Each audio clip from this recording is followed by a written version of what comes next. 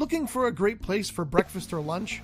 Try the Harbor Cove Cafe, the hidden treasure at the end of Spinnaker Drive. Located in the beautiful Ventura Harbor, this remarkable gem is locally owned and operated, serving a wide selection of breakfast and lunch favorites. With jaw-dropping views of the beautiful Ventura Harbor, Ventura's famous Two Trees, and the Topa Topa Mountains, what more could you ask for? Well, how about a full espresso bar and delightful tropical libations mixed up by our own Dr. Shocker?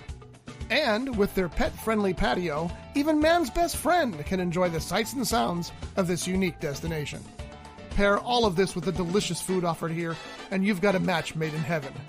Visit Harbor Cove Cafe online at harborcovecafe.net or give them a call at 805-658-1639.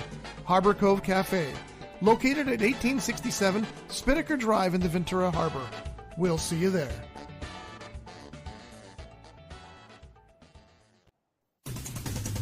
Now it's time for Backseat Mogul with R. Scott Bolton. He talks about showbiz because showbiz won't talk about him. Showbiz is a cruel and shallow money trench, a long plastic hallway where thieves and pimps run free and good men die like dogs for no good reason. There's also a bad side.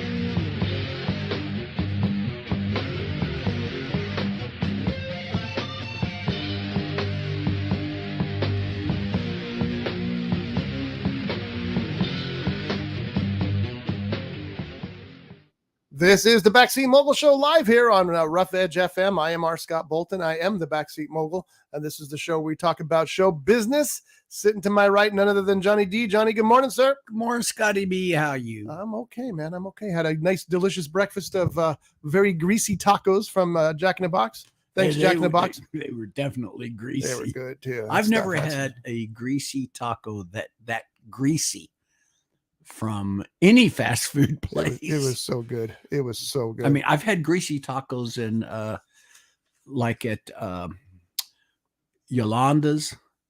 I've had them at La Cabana and, other so-called Mexican style, not really Mexican style restaurants. But I got to tell you, why did I bring it up? Those Jack in the Box tacos were really, really greasy. They were, and they were really good. And good for you too, healthy. Hey, last night I went to the Ventura Music Hall out here in Ventura, strangely enough, and I caught Powerman 5000 on the opening night of their tour. John's going to tell you the history of the Ventura Music Hall or something now. Go. No, I was going to ask you, is that the one that used to be Discovery? Yes. And before that, it was Poinsettia Bowl? I told you, you're going to hear the history of the friggin' Ventura Music Hall.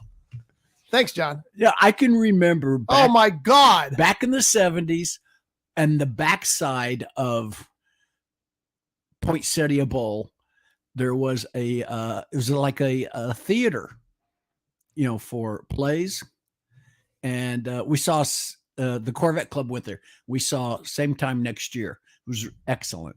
Okay, that's not what we're talking about today. Well, you just think about what you just did. I'm about to talk about a rock concert I went to, and you stole the conversation from me and ran off with it on your own. Yeah, and it's not funny. You're laughing it up, but it ain't funny. Yeah, I did. Tell you what. So stop it. Stop. Couldn't drink my coffee. Here's to y'all listening. I thought he was going to stop it.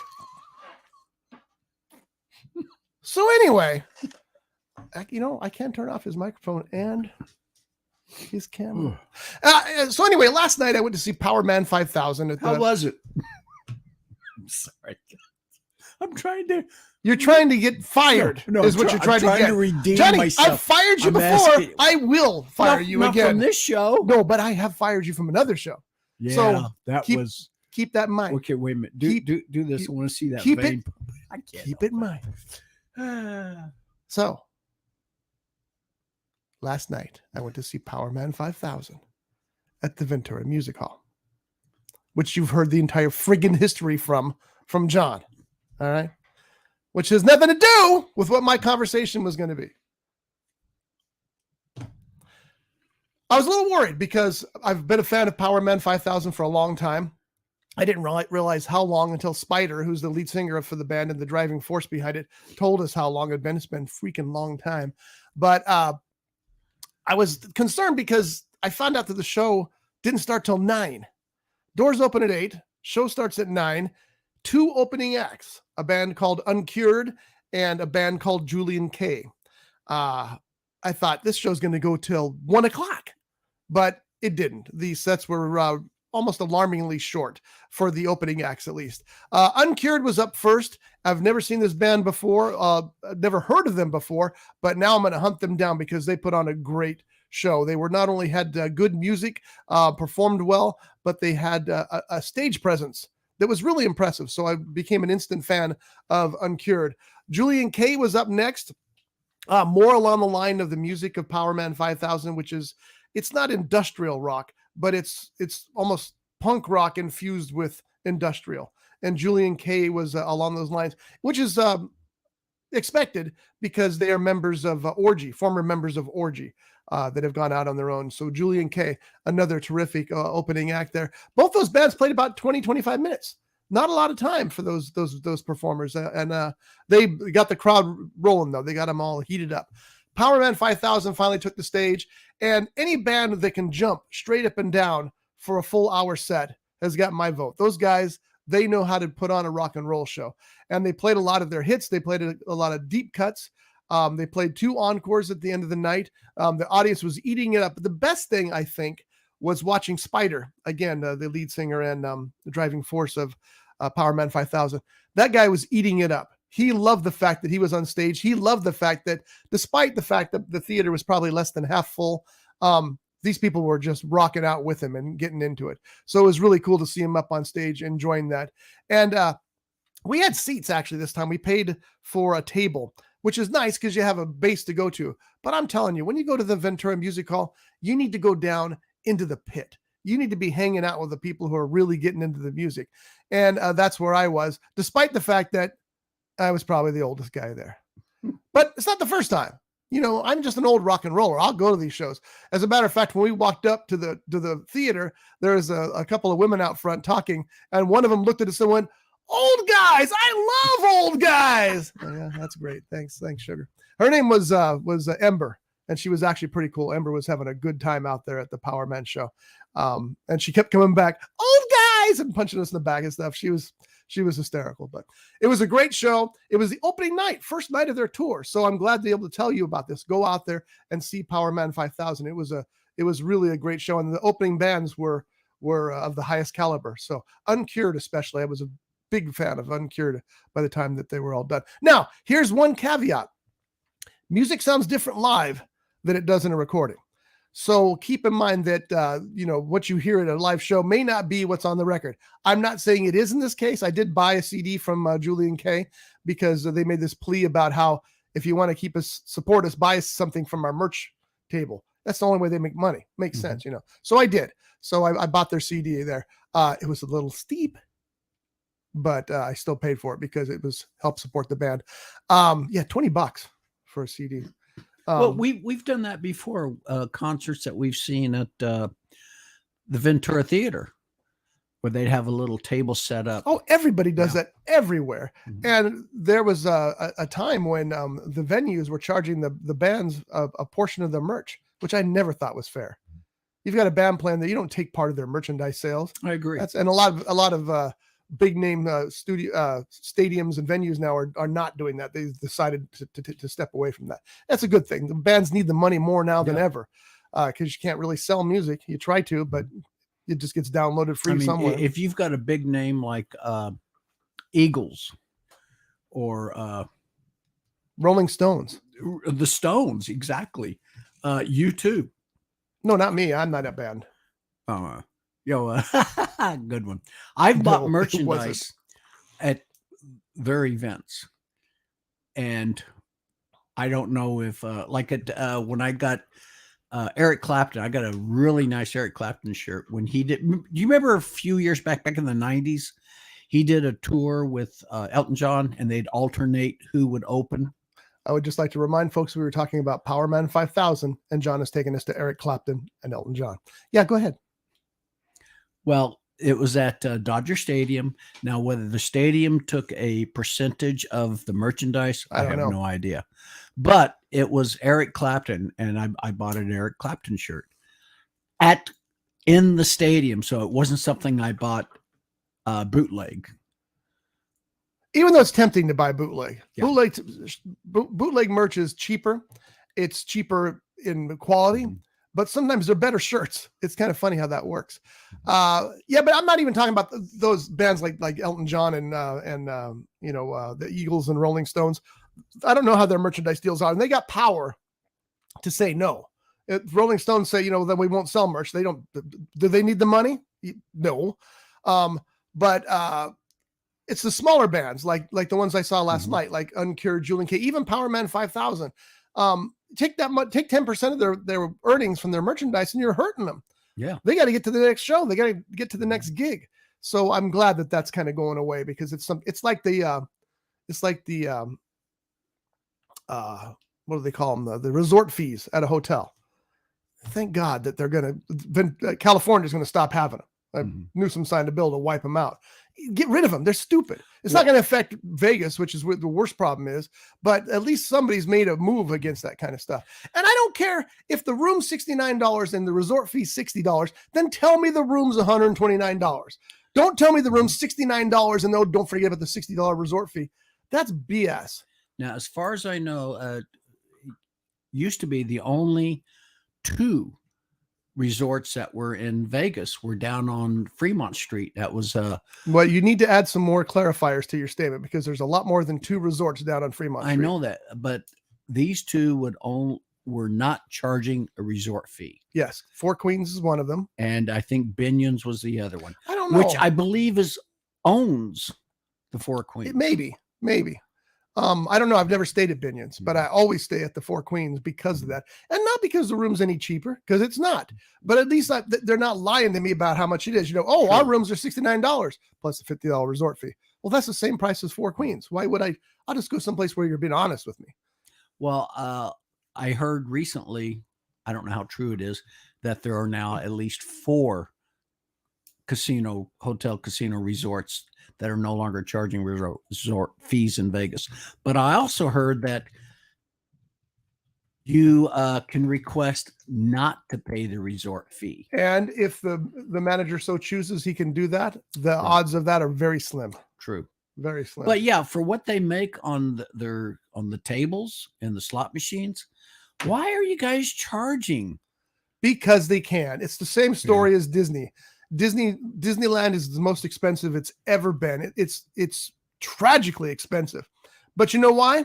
Because they've tested pricing and they know that people will pay that. If they raise it anymore, people won't pay it. If they raise it less, too many people. They want to find that measure, so they get the highest price they can, and that's what you end up with. And I just recently heard that I think Netflix is raising their rates again. They have to. And it's because they can. Well, they have to. I mean, the difference there is that if you're in, there's only one Disneyland, but there's there's 50 streaming places. So you don't have to have Netflix. That's a luxury. And yeah, they can raise it as much as they want to, and you can decide whether you want to pay it or not. And that's what's going to happen. I read an article recently that the age of cheap streaming is over. It is. We're back to the place where you're paying the rates that you used to pay for old cable channels. Yeah. And it's too bad, but it's like, well, this is what we chose. We chose streaming. I will tell you all to stick to your physical media. Buy the Blu-rays while you still can. Best Buy is getting rid of Blu-rays and DVDs pretty soon. I was at Salzer's the other day. They have more vinyl than they do DVDs or Blu-rays. It's crazy now. So these things are going away, and you're going to be sorry when you want to watch a movie and you don't belong to a subscriber network streamer and can't watch it. So I got my Pulp Fiction Blu-ray. I can watch it forever. And people say, well, what happens if there's no more Blu-ray machines?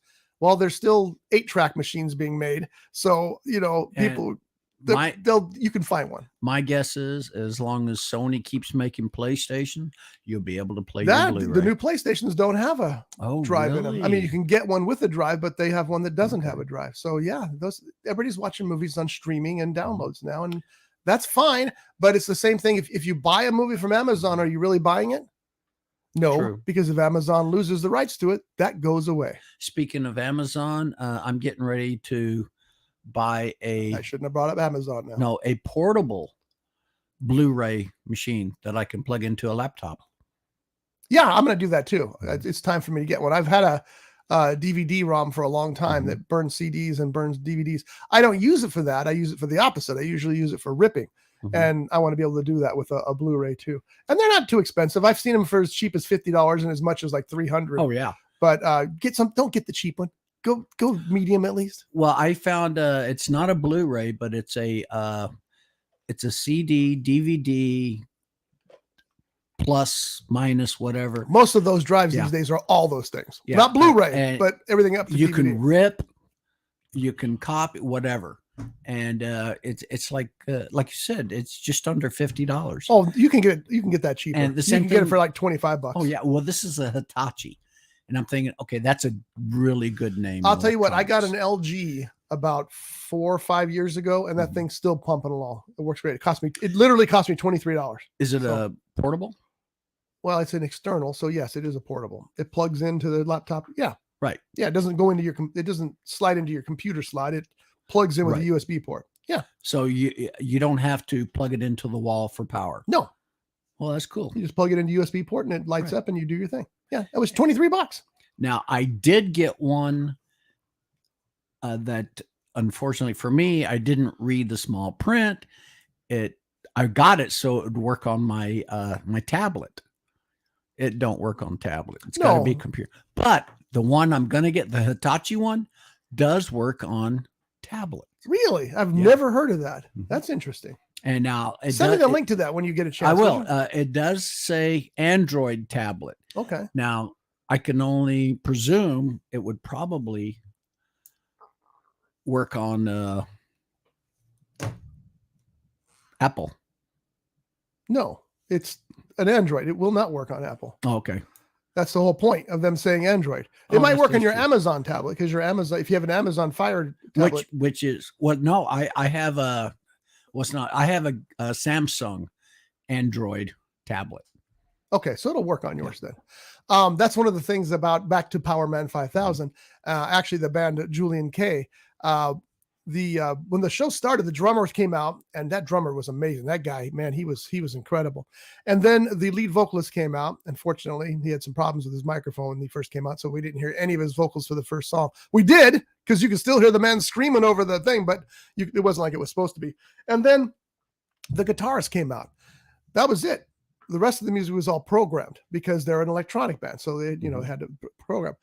To prove that even further, later on during the show, the guitarist put his guitar down, took out an iPad, put it on a microphone stand, and he was playing the iPad. I've never seen that before. I'm sure it's out there all the time, but I've never seen somebody playing an iPad. It was pretty interesting, and that's just that type of music. So it was kind of cool. I remember a few years back. Here we go. It's time for history, folks, with John DeRuvo. When my younger brother was working for NBC, or one of the radio people at NBC, and they had an interview set up with the guy who started the Byrds. That would be Jim McGuire. Okay. AKA. Oh God. I can't remember what his other name is. Then why'd you bring it up? Anyway, James had, because I was a Lyft driver at the time, he talked his boss into letting me pick this guy up, him and his wife up, and bring him to the studio. And then also, after that was over, drive them around. And they rented a Ford town car for me to drive. I'm so sorry, folks. No, what I'm getting at is he had his laptop with him, and it was his studio. So no matter where he was at, he had his studio in his lap, so where he could record songs or whatever on his laptop. Now, I know you've done that whenever we've done remotes. Yeah, but I'm not playing guitar or drums or what have you. How do you do? I mean, was that all just pre-recorded in there? And Apparently so.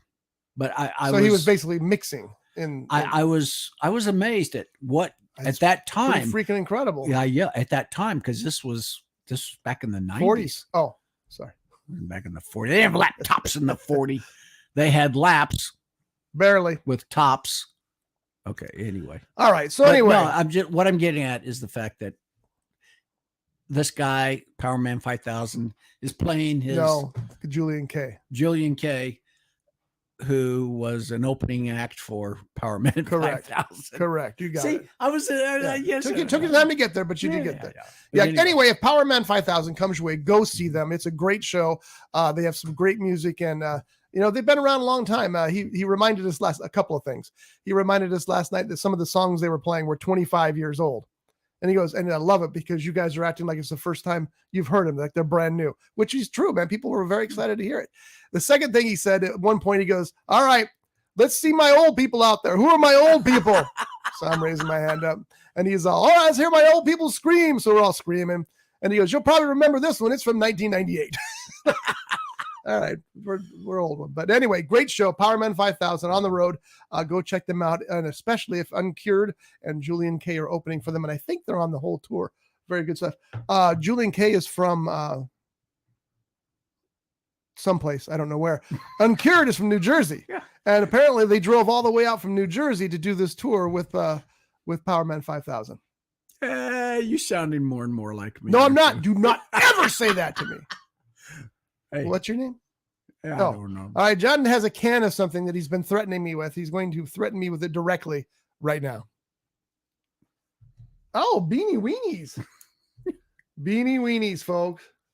I saw those at Walmart and I'm going, because I remember years ago we were talking about Beanie Weenies, whether it was on this show or on the drinking show. We were talking about Beanie Weenies.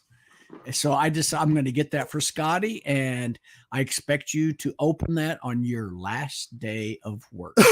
That's how I'm going to celebrate my retirement is eating Beanie Weenies.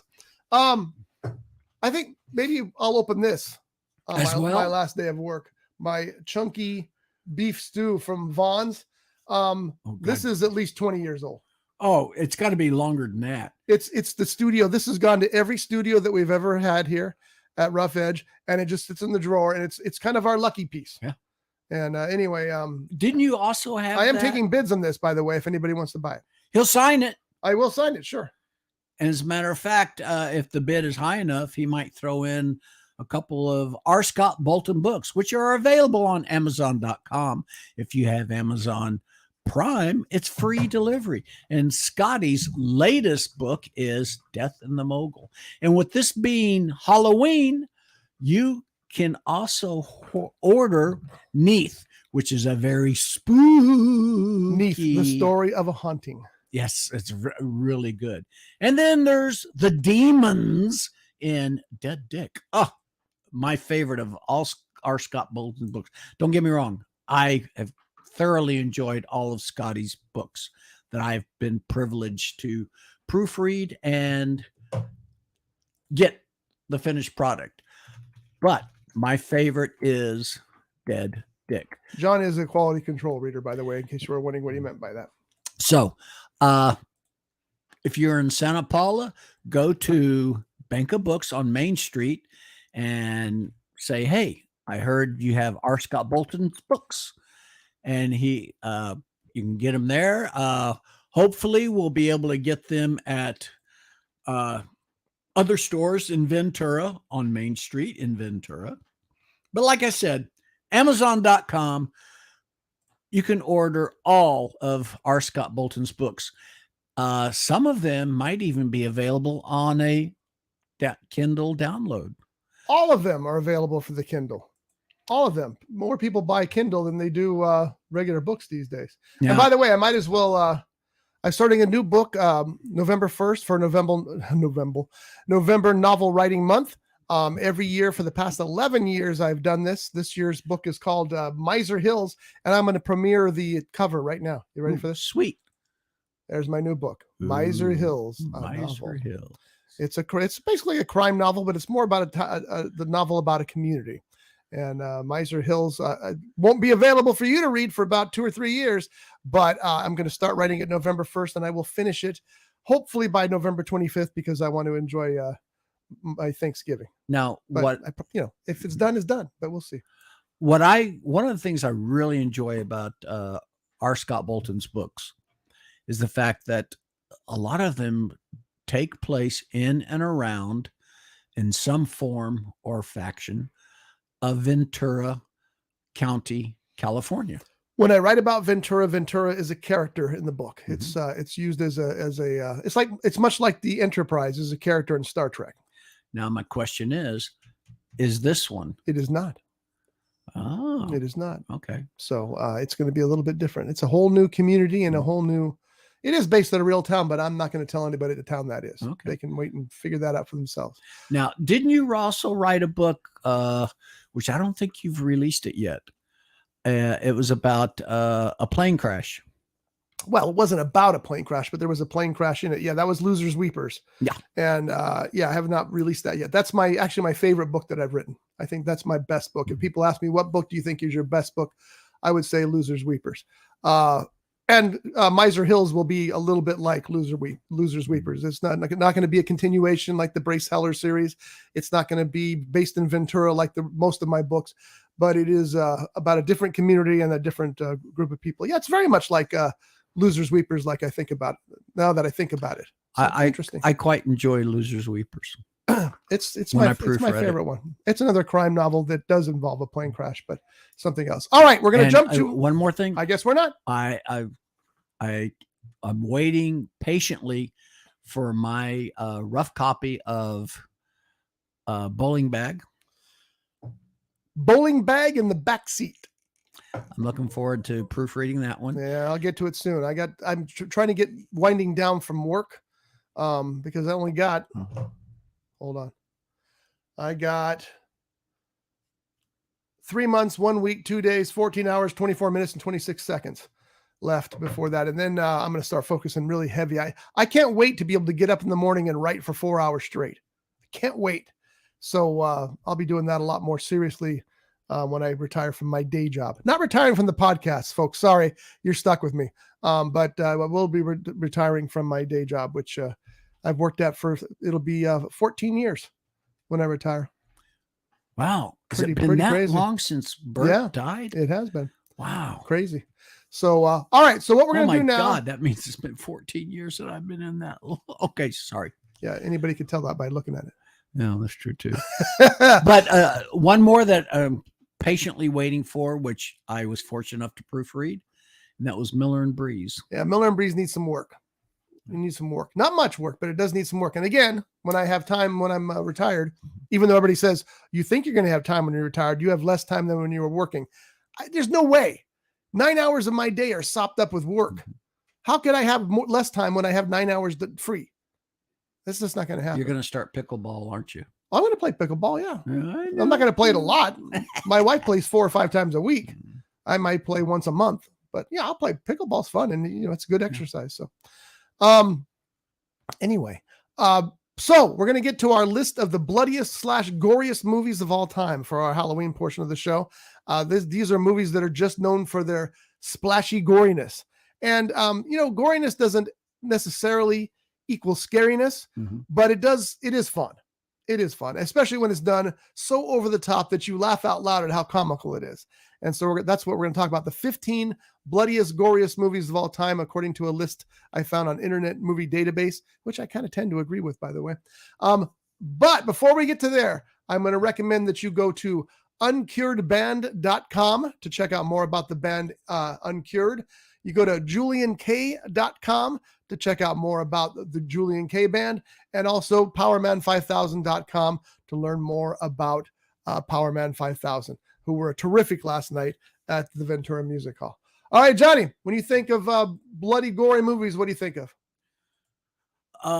Bloody, I would say. Now, keep in mind, these are probably horror films. Not necessarily. I guess a gangster movie could slip in there some. But well, I'm thinking of bloodiest would be a Western.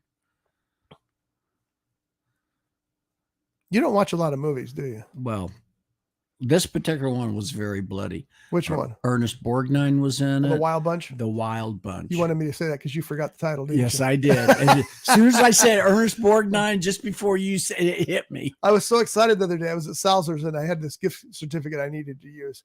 And I was going through the used Blu-rays, of which there were not very many. And one of them was The Magnificent Seven. I thought, oh, hell yeah, I'll buy that. But it was the Denzel Washington version. Which, not that it's bad, but it's not the version I wanted. So speaking of that, I saw a thing on Facebook, and you know how they like to insert stupid things. It's your fault for searching for them. Then they this was, if I remember correctly, it was titled because I didn't really read into it, but they showed a picture of the original.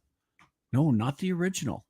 Because the original Magnificent Seven was based on Seven Samurai, right? But still, this original the Magnificent Yul Brynner, Steve McQueen's Magnificent Seven. They showed a picture of them on their horseback, all 7 of those guys on their horseback, and underneath that was a picture of the Denzel Washington's version without Denzel Washington in the picture. Oh, that's interesting. Which I'm going, okay, that's not right. And they were saying how not the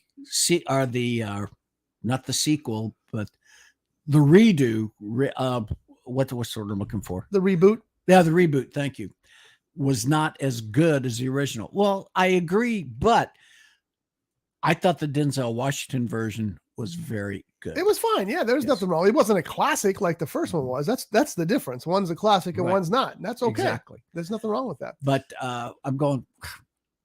They both have their own merits that they stand on. They do, but comparing the classic to that one is not fair. Exactly. So it's just not fair. All right, so the list of the bloodiest, goriest movies of all time, starting with number 15, a movie I have not seen, which I'm kind of sad about because it looks like, well, I guess I'm wrong. It looks to me like Christopher Lambert is in it, and I am a big Christopher Lambert fan, but according to the list here, doesn't that look like Christopher Lambert? Not that, but the guy in the poster. Oh, yeah, the guy in the poster, yeah. But according to this, it's not. It's Paul Giamatti, which is still another reason I should see it. Jason Fleming, Brian Cox, another reason to see it. James Purefoy, Kate Mara. The good cast for this. Yeah. It is a 13th century England. A Knights Templar and a few of the Baron's men fight to defend Rochester Castle against the tyrannical King John. And according to this, it's about time someone recognized me as king. No, it's King John, not Peon John. Oh, sorry. My bad. Yeah, we're close, though. Bad news is the reviews aren't great. It's got a 6.1 on Internet Movie Database, and it's got a 42 on Metascore. So, anyway, I don't know why they put Christopher Lambert on the cover when it's not him. Yeah, because it does. It looks exactly like him. And then when you see that other picture, that's definitely not Christopher Lambert. Well, no, you go to the IMDb actual website, and the first person that shows you is Paul Giamatti. Exactly. Paul Giamatti and Christopher Lambert do not look very much alike. But that picture, now the other male in that picture, where it says Ironclad, the poster. Yeah, the poster. Thank you. That does look like Paul Giamatti. Well, apparently that's the king. Because it is. But the other one, yeah, that definitely looks like Christopher Lambert to me. It looks like it's probably Jason Fleming, but I love the tagline for this as well. Ironclad, heavy metal goes medieval. So I'm gonna have to check that out. Ironclad. Yeah, you know what? I'm making a note, folks, because I want to see this one. Well, I would write it on my notes, but you told me not to do that.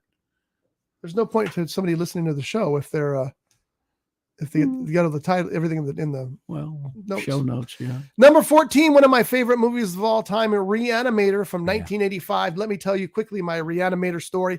I had heard that this movie was amazing. I believe Stephen King was raving about it. So my buddy Chris Gerlach and I went to the theater to see it. Now you have to remember, this was in 1985. I sat there for that movie with my jaw dropped wide open at the things I was seeing on the screen. I mean, we're talking about a guy wandering the halls, holding his severed head in his hand by the hair. We're talking about a guy using a shovel to decapitate somebody. Probably that same guy. And there's a scene that I won't even mention on this because it's a family show that I could not believe I was watching. Now, at the same time I was watching it, I was having a ball It was just great to watch this movie.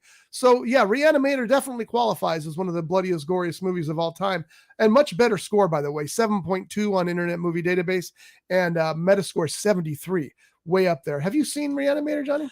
Years ago.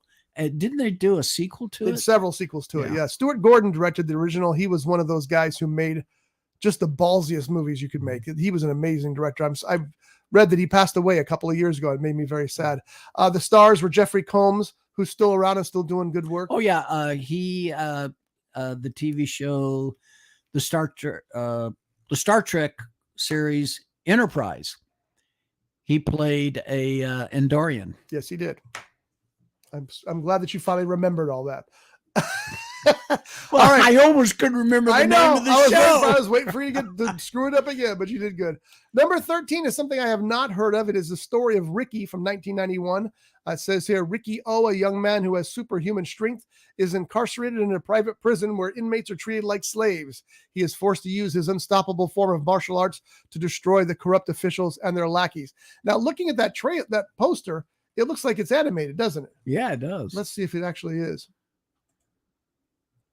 It is definitely not. All right, so the trailer, it's just the poster makes it look like it's an animated film, but it is not. But apparently, that martial arts that he uses is pretty bloody. So check that one out as well. Is this the IMDb website that you're on right now? Yes, it is. Okay, so you can go to it and you can see trailers. Yes, and the story of Ricky is a 7 on the Internet Movie Database rating there. So moving ahead, Citizen Toxie, the Toxic Avenger 4 from 2000. The Toxic Avenger must defend his friends from his own evil alternate universe doppelganger, the Noxious Offender. Okay, the Toxic Avenger movies were terrible, but they were funny. The gore factor was through the roof. I remember the first time I watched the very first one, so many heads get crushed in it. It just was ridiculous. Looking at that poster, it looks like he's doing the Rocky stand. Well, you see what he's doing. It's half him and half the Noxious Offender. But with his arms up in the air and all that, it looks like that scene from Rocky, which is probably what they're supposed to be. Anyway, that is number 12 on our list. If you've ever seen the Toxic Avenger movies, you know how bloody and gory they are. There is a new Toxic Avenger movie that will be out very soon with Peter Dinklage starring as the Toxic Avenger. So looking forward to that as well. Interesting. Number 11 on the list is indeed the first Toxic Avenger. Just ridiculous, really bad, really low budget. The Metascore for both of these movies is in the 40s and 41 and 42. But they're fun. They're just really fun. And back then, this was, I think, in the age of VHS. People were making movies like this because for like $10,000 because they could. Yeah. And, the Toxic Avengers turned into, it's been a kid's series. It's been 3 or 4 sequels. And now this reboot with Peter Dinklage. So if you've ever seen that, you'll know what Toxic Avengers. I saw the first one years ago, but honestly, I don't remember any of it. I watched the first one and I thought it was kind of funny. No big deal. Then I watched the second one and I thought, I don't need any more of these. But I will watch the Peter Dinklage version. Oh, yeah. I think that'll be good. How can you not? Yeah, exactly. Number 10 is The Beyond. A young woman inherits an old hotel in Louisiana where, following a series of supernatural accidents, she learns that the building was built over one of the entrances to hell. Now, this is made by one of the great horror directors of all time, Lucio Fulci. I knew I'd say it right eventually. So he's done a number of zombie movies and other movies that are extremely gory and bloody. He's one of those directors whose name is synonymous with gory movies. I have not seen The Beyond. It looks like it got a different name too, doesn't it? See how the poster says 7 Doors of Death? Yeah. But Lucio Fulci, check that out if you're into the gore movies. By the way, if you're not into gore movies, don't watch any of these movies that we're talking about because they are extremely gory. It could be that The Beyond is the American release. Well, what's 7 Doors of Death? I mean, that could be the American release. Could have been a working title also. Well, I don't know if you'd have a poster for it though. I don't know. We'll figure that out. Well, you remember, it really isn't important. The bottom line is to watch The Beyond or 7 Doors of Death, even though look at the Metascore, 38. But Not didn't good. in two different movies, one of the Star Wars, a Star Wars movie, which I think was it Return of the Jedi? It was Revenge of the Jedi Yeah. originally, and somebody wrote a letter to George Lucas and Mhm. said, "Yeah, a Jedi wouldn't seek revenge." And George went, "Oh, yeah." And then also, wasn't there a James Bond title that they changed? Because I can't remember what it was. I was thinking there was, because the poster had one thing, and then when it actually was released, I don't remember it that, was different. but it could be. It could be. Yeah, that happens occasionally. Yeah. And the Revenge of the Jedi, Chotsky, got very expensive because I remember I was at a restaurant. It was a the Marvel restaurant at Universal Studios, which was way ahead of its time. Right now it'd be huge, but back then it wasn't big enough to work. But the waiter had a Revenge of the Jedi pin on, and I commented on it. And he goes, "Oh, do you want it?" And he gave it to me. Oh, And I sweet. still have that Revenge of the Jedi pin. And there were posters that were already made, but George Lucas, being a smart man, didn't want people to get ripped off by buying those posters. So he released 1 million of them. Suddenly there were no value to them whatsoever. Good thinking, George. So I wonder what that pin would be worth today. I don't know. First I'd have to find it. Ah, I think I know where it's at. I got this yellow box full of stuff. It's probably in there, but we'll see. it's a yellow box. I just said it was a yellow box. Okay. Laid to rest is number 9 on here. A young girl wakes up in a casket with a head injury and no memory of her identity. She Oh. quickly realizes she was abducted by a serial killer and must fight to survive. That sounds pretty good. I wonder if the whole thing takes place in the casket. I got to tell you, I saw a TV show many, many years ago. It was about a guy who was escaping from prison, and the way he did it, his buddy was going to help him. He was going to get into a casket, a wooden box, a casket, and What could possibly go wrong? A pine box, and he's in there with another body. Come to find out, that other body was his friend who had died. That's a great one. And he gets buried with his alive. buddy. Yeah. That's pretty good, And actually. I can't remember what TV show it was, whether it was Outer Limits or Twilight Zone or one of those type of shows back there in the 60s. That's funny. That's Not for him. Not for him. Number 8 on the list is Drive Thru from 2007. Horror gets supersized with when. Yeah, I had to stop because let's start again. Horror gets supersized when Horny the Clown, the demonic mascot of Helleburger, starts slashing Orange County teenagers with his meat cleaver from hell. Okay, that sounds absolutely horrible, but I'll probably watch it tonight. I got to Horny the Clown, Horny the Clown, Helleburger. the meat cleaver from hell. My first thought is, okay, is this an adult rated sexual type? Well, it's Horny the Clown. Yeah. By the way, you can watch this on Prime Video, it says. Also on, why would it be in the Tribeca shortlist? Isn't that like classy movies? You would think. Yeah. All right. Moving up, number 7 on the list, 100 Tears. 2 journalists are on the trail of a demented serial killer who may be closer than they think. It's funny because There's Horny the Clown again. And the tagline for that one is, everyone loathes a clown. One of these days we'll do a show on taglines. I started a book 20 years ago about collecting taglines from movies. And then the internet came around and it's like, well, nobody's going to care about my book. But taglines are fun. And that's a good one. Everyone loathes a clown. All right. Number 6 on our list, Dead and Breakfast. A night at a local bed and breakfast turns into a bloody supernatural fight to the death. Ooh. Dead and Breakfast. And this one is, it's like a bad horror movie, only worse. That's a terrible tagline. That's a terrible tagline. All right. So anyway, This is supposed to be gory. I mean, 2004. It probably is super gory because that's what they had to that's the problem is a lot of filmmakers think that gory is scary. Gory is not necessarily scary. In fact, in my opinion, the movie should be scary and the gore should be all so far over the top it makes you laugh. It's the perfect sweet and sour sauce of horror movies for me. All right, we're coming to our top 5 bloodiest, goriest movies of all time. Wait a minute. Drum roll. You know what? I'm going to stop waiting for that minute because Okay. that's a terrible drum roll. Number 5, though, is Evil Dead from 2013. A title I recognize. Yeah, you haven't seen that one, right? What, Evil Dead? Oh, I'm From thinking of something 2013. different. You are. It's the same thing. It's just the retelling of it. 5 friends head to a remote cabin where the discovery of a book of the dead leads them to unwittingly summon up demons living in the nearby woods. It was directed by Fede Alvarez, and no, it does not have Ash in it. Oh, it's no good. It is actually pretty good. It's actually pretty scary. It's a good one, But not a great one. It's not a great one because Ash isn't in it, but Exactly. it is pretty good.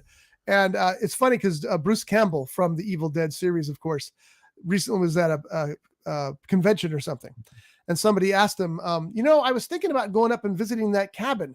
Can you give us an idea where it's at? And Campbell looked at him and goes, do not go to that cabin. Do not even think about going to that cabin. He said, what did he say it was in? Tennessee? It's in the wild in Tennessee. And they will shoot your ass. They will shoot you if you go to that cabin. And he goes, it's modern day here. It's not modern day there. Do not go to that cabin. Pretty funny. Oh, Bruce Campbell is just everything I've seen him in, I have thoroughly enjoyed. I'm very sorry that the Ash versus the Evil Dead TV series only got 4 seasons, I think, because it was my favorite show. God, that show was hysterical. Talk about bloody. It was bloody as all get out. Some of the scenes you couldn't believe what you were watching. For example, the one in the doctor's office where, well, I can't even tell you what it is. And the other one where he's in the sperm donor bank. Got to see it to believe it. Oof. But and it ended well, but they were trying to get it moved to another network. And Bruce Campbell said, no, I'm done. I can't play Ash anymore. I'm almost 60 years old, or maybe he was in his 60s. And he said, I can't go home from work every night and have to shower for an hour to get all the blood off me. So, and I get it, sure, he doesn't have to prove himself anymore, but Ash was one of the great characters of horror fiction forever. I mean, Bruce Campbell, he played Elvis. And he was fantastic. That was his best performance ever. Bubba Hotep. If you haven't seen it, Bruce Campbell plays Elvis Presley. Amazing movie all the way around. All right. So that was number 5, Evil Dead from 2013. Look what number 4 is. Evil Dead 2 from 1987. Now this is the direct sequel to the original, which I think we're going to hear about shortly. And the lone survivor of an onslaught of flesh-possessing spirits holds up in a cabin with a group of strangers while the demons continue their attack. This one was directed by Sam Raimi, one of the greatest horror directors of all time. And this one did star Bruce Campbell.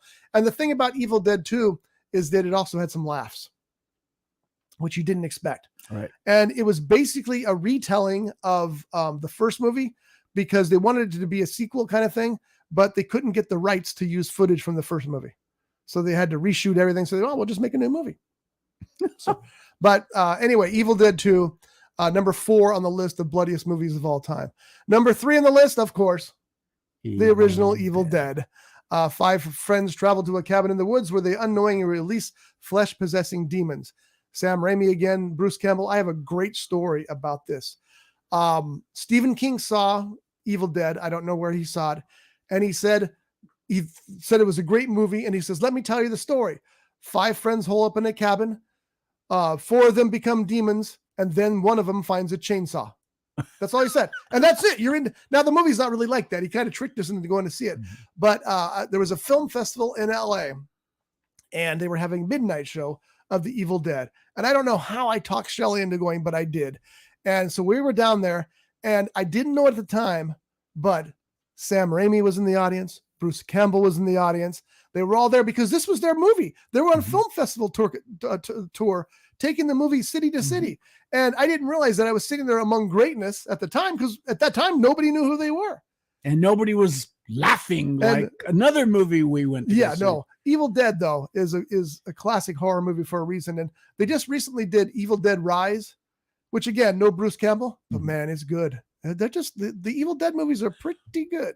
What I've just noticed, this movie, the 1981, was The Evil Dead, whereas the 2013 is just Evil Dead. Yeah, you don't need the. You know what's not on this list, and it's because it's not bloody or gory, but it's probably the best of them all, is Evil Dead 3. which was Army of Darkness. Also original title. And I don't know why they didn't stick with the original title. The original title was Medieval Dead. It's perfect.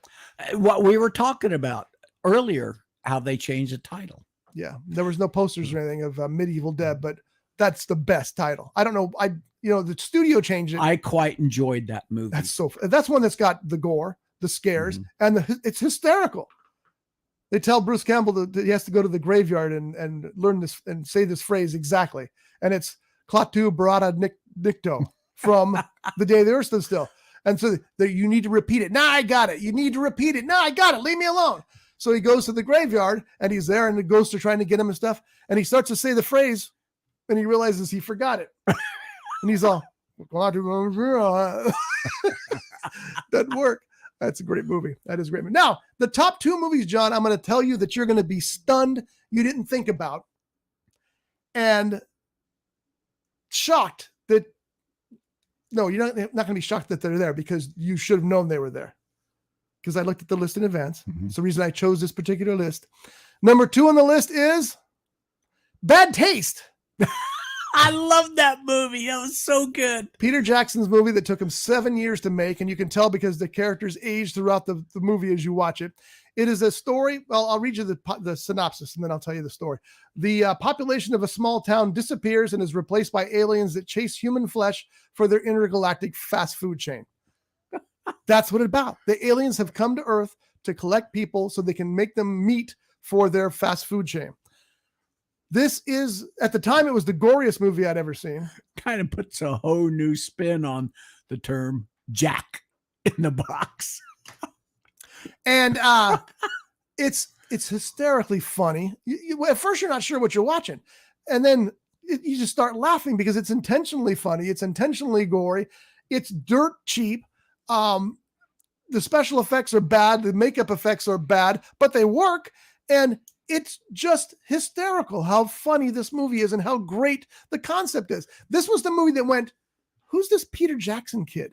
Who is this Peter Jackson kid who's making these movies that are so original, so clever, and so funny? And of course, he went on to make a couple of movies you might have heard of called Lord of the Rings. He did a King Kong. He did King Kong, which my buddy John Larson said was one of the 2 perfect movies ever made. Now, I differ with opinion with him, but he said King Kong, the Peter Jackson version, and The Exorcist were the 2 perfect movies ever made. I liked Peter Jackson's King Kong. The problem with it is we all know that story so well that he told the story in the same manner, and it was kind of boring because there was nothing. Even though the special effects were amazing, Kong was amazing. It's a great movie, don't get me wrong, but we just know the story so well that it didn't grab you. What I don't remember from the original King Kong when I saw it, I don't remember the giant spiders. Yeah, well, maybe you made her go back and watch it. Yeah, probably should. Yeah, and actually many prints of that had that scene cut out because it was too horrifying at the time. But yeah, that scene is actually in the original King Kong. But this movie, Bad Taste, we distributed that movie. Well, everybody did because at the time it had no copyright. But suddenly when Lord of the Rings became what it did, it got copyrighted. Yeah. So check it out. But look at the cover. There's an alien holding a machine gun and giving you the finger. I mean, that just tells you everything you need to know. I just thought of another. I wish that Peter Jackson would make another horror movie. He can do anything he wants, but he hasn't done anything in a while. But I wish he did The Frighteners with Michael J. Fox and John Astin. Great movie. That was. And I just wish that he would make another horror movie, and spend $10 million on it because horror movies are cheap. I know he can get 100, 200 million, but just 10 million and make a horror movie. It'd be great. Well, the thing is, The Frighteners wasn't so much a horror movie as it was a comedy. It was funny. It was. Yeah, it was. But I wouldn't call it a horror movie. Well, it's it has to do with ghosts and dead people, so you kind of have to. But it was John Astin steals that movie, and if you steal a movie from Michael J. Fox, you're doing something right. You know what? I haven't seen The Frighteners in a long time. I may have to buy that. That's one I should have on Blu-ray. Get it on, but I was going to say get it on Blu-ray. All right. So, but if Bad Taste is number 1, what would number 2? What would number one be, John? We should have copyrighted that when we had the chance. We couldn't. We didn't have any chain of title. Neither did anybody else. That was the whole point of it being in the public domain for so long. But somebody found that chain of title when Peter Jackson became an Oscar winner. So number one, John, think about it. Think about it carefully, because it should be pretty obvious. If Bad Taste is number two, what movie could possibly be number one? Bloody, gory. Okay, that also funny. Okay, so it's not that. I'll give you a clue. There's a Tasmanian devil in it. It's a cartoon? Nope. I should know this. Why shouldn't I know this? Give me another clue. I'm going to give you a clue because we're going to go to number one right now. Dead Alive. Oh, 1992. Another Peter Jackson movie. A young man's mother is bitten by a Sumatran rat monkey. I thought it was a Tasmanian devil. I apologize. She gets sick and dies, at which time she comes back to life, killing and eating dogs, nurses, friends, and neighbors. All right. If you haven't seen Dead Alive, you haven't seen a gory movie. This movie is so absurdly insane. So what happens is this guy's aging mother goes down to the zoo. She puts her arm too close to the Sumatran rat monkey and it bites her. She goes home and she passes away because it's a poison bite. Yeah. So the son doesn't want anybody to know his mom's dead. So he puts her in the cellar where she comes back to life. And I think he's having a party at his house or something, a dinner party or something. I remember. And his mom gets out, starts biting people. And when she bites people, they turn into zombies too. Pretty soon his house is full of these stinking zombies. And he's trying to get to his mom to protect her. It was way too late, of course. But the scene I remember the most is he looks, maybe it's his girlfriend he's trying to save. He's at the door. There's a sea of zombies. And in the background is I think it's his girlfriend. And she's terrified because she's amongst all these zombies, right? He has to get to her. How is he going to do that? He goes back outside. He comes back in with the lawnmower and he's holding it by the edges. The blades are spinning and he just drives through the zombies. Body parts flying everywhere, blood and gore flying everywhere. And he drives all the way through to get her. Well, one of the things that happens is this guy gets a slice taken out of his head. And it's like, I think it's the top of his head from here up, from the, just above the ears up. And that's sitting on the floor and people are kicking it and it's sliding across the floor and the guy's eyes are moving back and forth.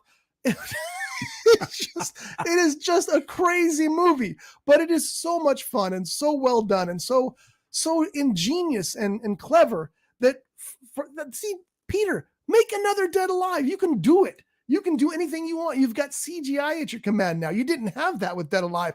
Do it. Make it. I'm begging you.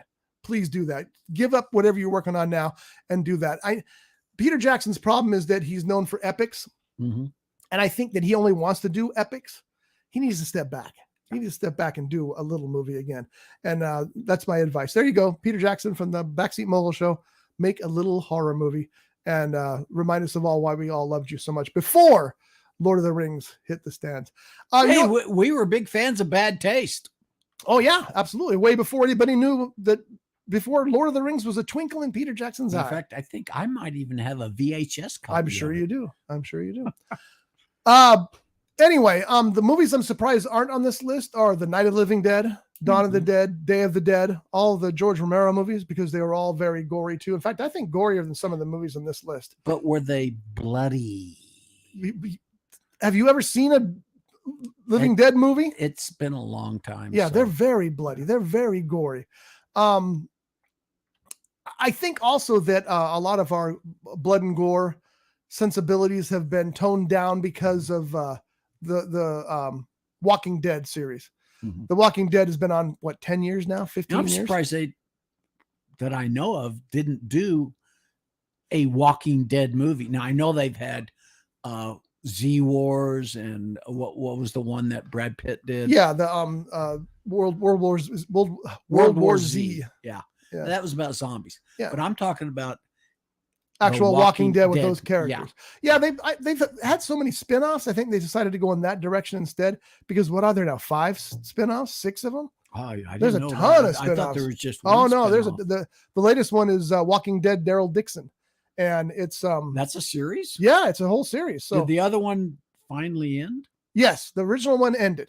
came to an end. And then all these spin-offs are everywhere. So I remember Fear the Walking Dead. That's one of them, which takes place on the West Coast. Yeah, there's many of them now. Let's see how many Walking Dead series are there. 11. Oh no, no, that's the number of seasons. Sorry. There's the Walking. It's kind of hard to tell. How many spin-offs of The Walking Dead? Yeah, there's 6 spin-off shows. Oh wow. So I mean that's a big. I mean it changed that network's life forever. So Daryl Dixon is one of them. Rick and Michonne series is coming soon. Fear the Walking Dead. I thought they killed his character off. Who? Rick. Did they? Interesting. They couldn't find his body, remember? What happens in a movie or a book when they can't find the body? The person's not dead.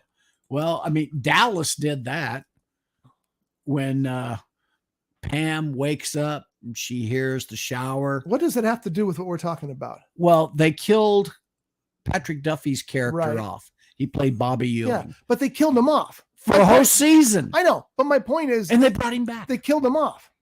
They never killed off Rick. Is my microphone working? Sounds weird. Also, yeah. Oh, I heard that. They didn't kill Rick's body was. My point is this: if somebody's body is missing, or if there is a body, but it's so badly deteriorated or whatever, mutilated that they can't identify, that person is not dead. That's how these movies work nowadays. It never fails. It's the same every time. Oh, the body was too mutilated to make identification. Then it's not him. Well, honestly, I don't remember that because I didn't watch it. I honestly got bored with it. I gave up on it. Watching. I gave up on it about 4 seasons in. I didn't care anymore. And I don't know why that happened, but I just didn't care anymore. And it might have been weariness because those characters were always in jeopardy. Mm-hmm. And that gets a little hard at times when I know it's stupid because they're TV characters. They're not real people or whatever, but it does affect you. You get into that. It's like, okay, I'm kind of tired of these guys being in constant jeopardy. Let's have something good happen to them. And obviously either way, John, we were wrong because there's 6 spin-off series. Yeah. So everybody else was watching it, but apparently you and me. So anyway, that's it for today. I guess it's not. My 2 favorite things from that show that I remember where they should have been set was when they went to the prison. Yep. And they moved into the prison. And then there was the one where they moved into that community that they built walls around. Yeah. And then I don't know. I think I got tired of it. Was after the first season that they brought in, what was his name? Negan. Good character. Yeah. But my favorite thing about Negan was I was a big fan of Supernatural. And the actor who played Negan in the Walking Dead series also played Papa Winchester in the Supernatural TV series. And of course, his character dies off way early in that series. And in the later episodes, the 2 actors that play his son, well, one of them picks up a bat that has a club that's got the barbed wire on it. And he says about his dad, he says, yeah, Dad would have really liked this. And I'm going, oh, that was just so cool because it was the same actor. Yeah, that's funny. And that's obviously what they were aiming for there as well. But I did. It was after they brought Jeffrey Dean Morgan. Yes. Which I've always liked his acting. He's good. He is very good. But I don't know. I got bored with it. Yeah, like I said, I got tired of it. We stopped watching it and I never went back to it. My son, when he found out it was going to end, he went back and started watching again from where he'd left off. And he said, you really should finish it. It's worth it. And I said, okay, it probably is, but I got other things to watch. So, for example, Beast from the Haunted Cave. We'll be talking about that next week here on the Backseat Mogul Show. But until then, we'll see you next week. Next week, we're going to do the scariest movies of all time. So far what have we done so far? I'd have to look. We'll have to look at our list. I think we may have already done scariest movies of all time. Oh, let's see. Last week we did the 15 horror movies of all time. Right. The week before we did Halloween movies. Oh, that's right. Movies that were based around Halloween. Okay, so that's what we've done. We've done Halloween movies, the best horror movies of all time. Today we did goriest. Next week, right before Halloween, we'll do the scariest movies of all time. No. So check in. No, this week we did the bloodiest, goriest horror movies. I said gory. But you didn't say bloodiest. I don't have to say, John, you can't have gore without blood. Well, I noticed that you were focusing on that, but no, in no sense you can. The best director that ever gave you a very scory movie. Scory movie? I hate scory movies. They score the hell out of me. Scariest movie was Alfred Hitchcock, Psycho. Uh-huh. They left so much of that movie up to your imagination. Yeah, that was blood without gore. That wasn't gore without blood. Oh, it was. But my point being, it can be done. It can't. Your point was wrong. Well, I said you can't have gore without blood, but you can have blood without gore. So your example was completely wrong. Not in Did you want to try? All right, folks. We'll see you next week. Hey, go see Killers of the Flower Moon. Yeah, we're going to go see that this week, and we'll give you a review. John and I are going because my wife won't sit in the movie theater for 3.5 hours. That's a long haul. All right, we'll see you next week. Go to the Grape in the meantime. We went there this week with my sister-in-law and my niece, and they're just great people, and it's a great venue, the best cocktails in town, and music that you can't believe you're hearing it, and it's right there at the Grape Jazz Club. We'll see you next week. Hey. Brought to you by The Grape, Ventura County's premier jazz venue and cocktail lounge, located at 2733 East Main Street in Ventura. For menu and music schedule, visit them online at thegrape.club.